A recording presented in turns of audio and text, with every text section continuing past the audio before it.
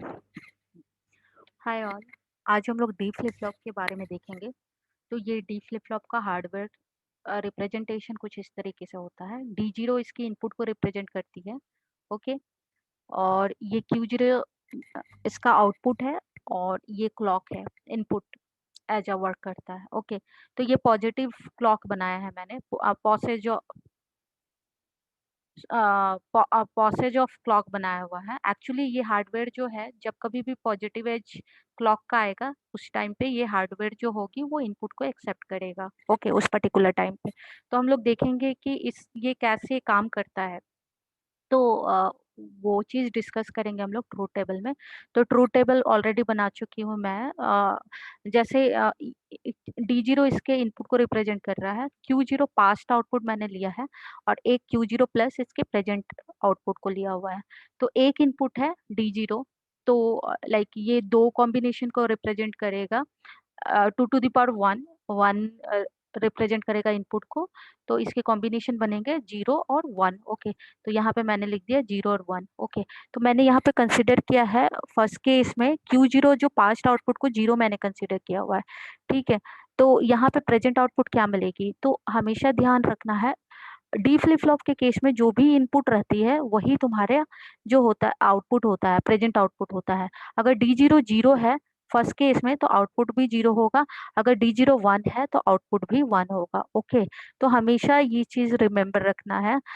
ये अपने जो पास्ट वैल्यू है इस पे डिपेंड नहीं करता है। हमेशा जो आउटपुट होती है, प्रेजेंट आउटपुट होती है, वो इनपुट पे डिपेंड करता है। ठीक है। अगर जीरो है इनपुट तो आउटपुट जीरो होगा, अगर 1 है तो 1 होगी। तो इसका हम लोग कंप्लीट एक्सप्लेनेशन देखेंगे वेव फॉर्म में। तो वेव फॉर्म में मैंने ऑलरेडी क्लॉक को ड्रॉ करके रखा हुआ है। तो यहाँ पे ऑलरेडी मैंने बता दिया कि ये जो हार्डवेयर है वो पॉजिटिव एज पे काम करेगी। तो मैंने पॉजिटिव एज को मार्क करके रखा है। ठीक है, ये क्लॉक की पॉजिटिव एज है। और यहाँ पे इनपुट मैंने कंसिडर किया हुआ है। तो लाइक ये मैंने कंसिडर किया है, ये जो इनपुट है डी जीरो इनपुट, स्टार्टिंग में मैं जीरो वैल्यू दे रही है, फिर 1 दे रही हूँ।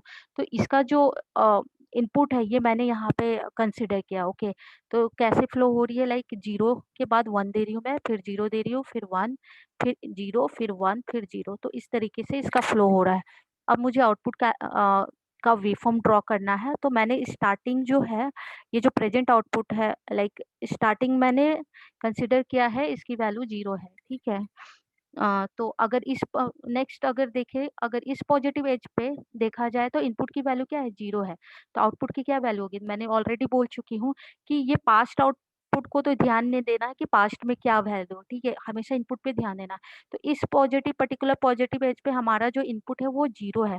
तो ये जीरो जो होगा नेक्स्ट क्लॉक साइकिल तक के पॉजिटिव एज तक कंटिन्यू होगा। ओके। तो यहाँ पे हम लोग नेक्स्ट क्लॉक साइकिल के पॉजिटिव एज पे आ गए।